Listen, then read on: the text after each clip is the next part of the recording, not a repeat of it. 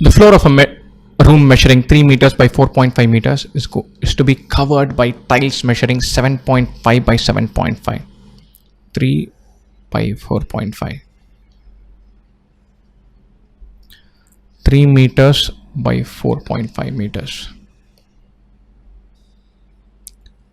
Find the cost of laying the floor if the tiles cost rupees 300 per dozen. Putting tiny tiles here.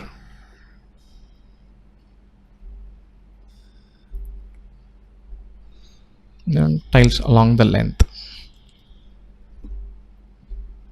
We find how many tiles sit like this and how many tiles sit like this. Then we can think about how many tiles are required overall. Tiles are square tiles, each measuring 7.5 centimeters. The overall width is 300 centimeters. So number of tiles like this is 300 divided by 7.5. Fine. Or if we divide by 3, this is 100 by 2.5. Multiply by 2, 200 by 5. Multiplying both numerator and denominator by 2, this is 40. This case is 450 by 7.5. Divide by 3, numerator and denominator, 150 by 2.5 into 2, 300 by 5, which is 60. So we put 40 tiles lined up like this breadthwise